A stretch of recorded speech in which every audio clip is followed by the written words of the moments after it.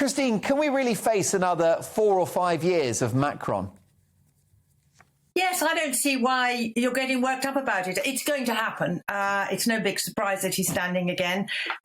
He's a globalist creep, frankly. He's a sort of preening egomaniac with a Napoleonic complex, and I really don't think it matters at all.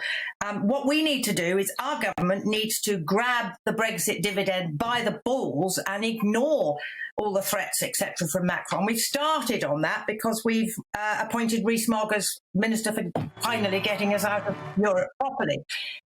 We just need to call their bluff. I mean, we've done a trade deal with New Zealand only this week. We don't need French cheese. We don't need French wine. I mean, it was de Gaulle who said, how do you govern a nation with 246 cheeses, for heaven's sake? Now he wants to have his own army. How do you have a European army with 28 nations and 24 languages? I mean, it's ludicrous. It's just another of his vanity projects. So I really don't think we need to worry about it. We just need to go on plowing our own canoe, if that's not a metaphor, getting grip on immigration. You shouting at me? Yes, order in the House, Christine. You've lost the plot.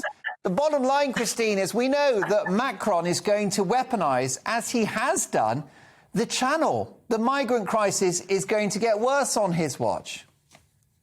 Yes, it is. And that's why we need to get tough on his watch. If he's going to be there for another whatever, then, which I'm perfectly certain he is, we just need to get tough. So far, we seem to have done absolutely nothing. We've just allowed ourselves to be rode over by Macron. We just should not be accepting these people. We should be turning them back.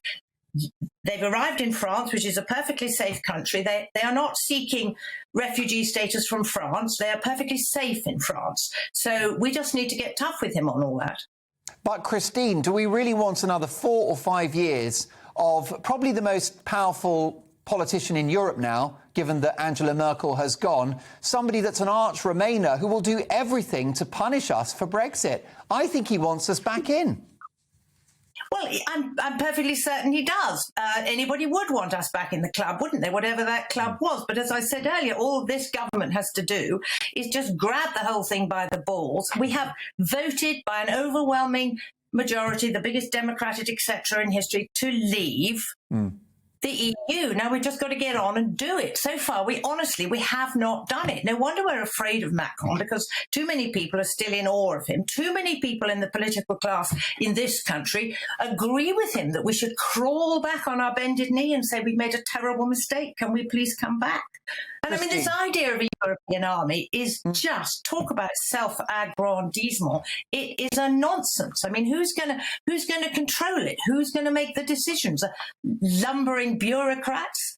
I mean, when what's her name, Ursula von der Leyen was the defense minister of Germany, they were so reduced that their troops had to use broomsticks because they hadn't got any guns. I mean, the whole thing is an absolute nonsense. And the Eastern European countries have clearly said that they want to be protected by NATO, not by a European army. It's a nonsense. It's just a vanity project of Macron to help him get re-elected. That's all. Well, I agree. I mean, I think the single European army fills me with horror, given the fact that it took weeks for the EU nations to take a position on Ukraine. That's when Boris Johnson was very dynamic. He said, cancel SWIFT, let's have tough sanctions. Meanwhile, Europe, who, of course, are in the pocket of Putin, particularly Italy and Germany, dithered and obfuscated.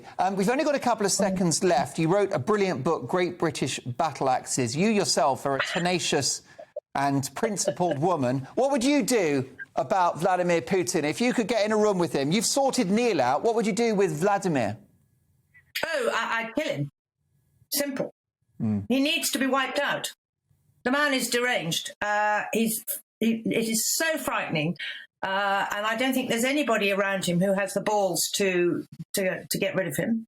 But that's what needs to happen. We need what was his name, Van Schaffenhaus or whatever, who tried to kill Hitler. Honestly, what we need.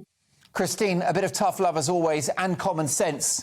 I look forward to your return next week. The brilliant Christine Hamilton, author, national treasure, spouse of Neil. In the old days, you used to be Neil's wife. Now he's your husband. Well, we've stuck it out for a very long time. Brilliant stuff. And it ain't Always a nobody treat. better. Look, Christine, it's given me energy just hearing your sensible views. I look forward to catching up.